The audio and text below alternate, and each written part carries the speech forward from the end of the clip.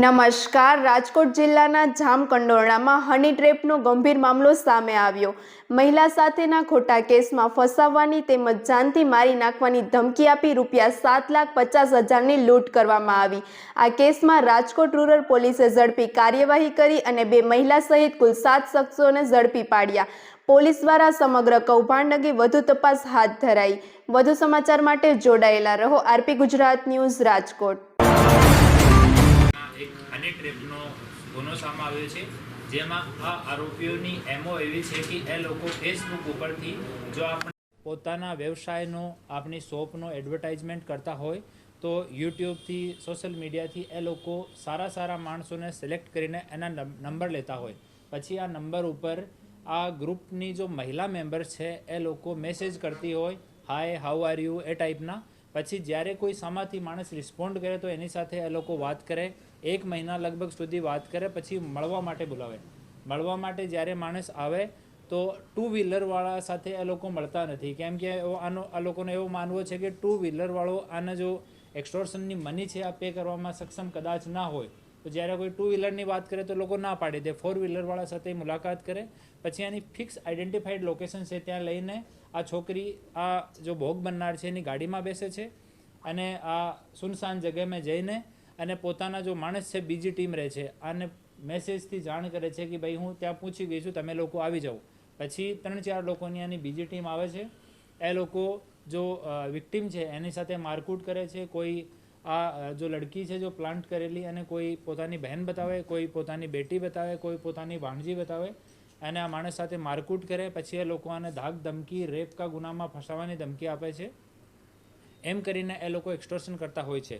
તો એવો એક અમારા ધ્યાનમાં આવ્યો. પછી એએસપી ધોરાજી અને પીઆઈ જામકંડોરણા આ બંનેને આ સૂચના આપવામાં આવી.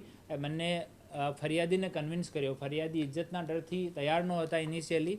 પછી આને સમજ કરવામાં આવી કે એફઆઈઆરમાં કોઈ જગ્યામાં તમારું નામ નહીં આવે, અમે એફઆઈઆર પણ કોન્ફિડેન્શિયલ રાખીશું. એના પછી ફરિયાદી તૈયાર થયા. ઓર આમાં એક્સટોર્શનની અને લૂંટની આમાં એ લોકો ફરિયાદીને જામકંડોરણાથી બોલાયો અને આપણે જામનગરની સીમમાં એક જગ્યા ફિક્સ કરી. ત્યાં લેડીઝ કીધો કે ભાઈ ત્યાં અમારા ફાધરનું ઘર છે, તમે ત્યાં આવો. ત્યાં ગયા. પછી બાજુમાં એક સુનસાન જગ્યા લઈને ગયા. ત્યાં આની ટીમના બીજા મેમ્બર 4 આવ્યા, ફરિયાદી સાથે મારકૂટ કરી. આ લેડીઝને ત્યાંથી બીજી બાઇક પર એ લોકો ત્યાંથી રવાના કરી દીધી. ઓર એ 4 માણસ લઈને ફરિયાદીને જામનગર ગયા. જામનગરમાં પીએમ આંગડિયાથી એ લોકો 50 લાખથી બાર્ગેનિંગ શરૂ કરી. પછી 6 લાખ ઉપર ફાઇનલી બાદ થઈ. જામકંડોરણાથી એ લોકો 6 લાખ રૂપિયા આંગડિયા કર્યા. ત્યાં જામનગરના પીએમ આંગડિયામાં એ લોકો 6 લાખ રૂપિયા લઈ લીધા. પછી જામનગરથી બહાર આવીને ફરિયાદીને ધાક ધમકી આપી કે જે કોઈ એવો તમે કોઈને સૂચના કરશો તો પછી અમે લોકો તમારા વિરુદ્ધમાં રેપનો ગુના દાખલ કરી દઈશ. એક આ લોકોનો ઓર એમો છે કે જ્યારે એ લોકો ફરિયાદીને ટ્રેપ કરતા હોય છે ત્યારે ફરિયાદી જો કોઈ સરકારી કર્મચારીના ઘરનો માણસ હોય, વકીલના ફેમિલી મેમ્બર હોય કે પોલીસના ફેમિલી મેમ્બર હોય કે કોઈ પોલિટિશિયનના ફેમિલી મેમ્બર હોય કે કોઈ માહિતગાર માણસ હોય તો એને તુરંત લોકો છોડી દેતા હતા કે આને ટ્રેપ ન કરતા હતા. એ લોકો નોર્મલી જો 40 વર્ષથી 60 વર્ષની ઉંમરના માણસ છે એને જ ટ્રેપ કરતા હોય છે. 2-3 ફરિયાદી ઓર અમારી ટચમાં છે જેની સાથે અમે લોકો સંપર્કમાં છીએ અને કન્વિન્સ કરી રહ્યા છીએ કે એ લોકો ફરિયાદ દાખલ કરે. આ ગુનામાં હજુ સુધી 7 આરોપીઓને અટક કરવામાં આવ્યા છે, જેમાં વિપુલ જેઠાભાઈ સુસરા રાજકોટનો રહેવાસી છે, સવજી ઉર્ફે સાગર રાજકોટનો રહેવાસી છે, વિશાલ ભીખાભાઈ પરમાર આજી ડેમ ચોકડી રાજકોટનો રહેવાસી છે, વિજય સિંગાભાઈ જોગડિયા હડમતિયા રોડ પર ફાટક પાસે રાજકોટના રહેવાસી છે.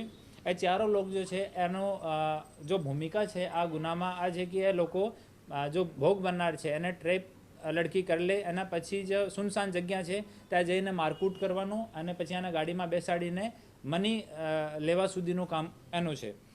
પૂજા વાઇફ ઓફ ગોપાલભાઈ સિદ્ધપરા આ રાજકોટ મોરબી રોડ બાયપાસ ઉપર રહે છે. આ પૂજાનું કામ છે કે ફોન ઉપર મેસેજથી કે વોટ્સઅપથી કન્ટિન્યુ ફરિયાદીના ટચમાં રહેવાનો અને ફરિયાદીને કન્વિન્સ કરવાનો કે આ છોકરી તમારા પ્રેમમાં છે.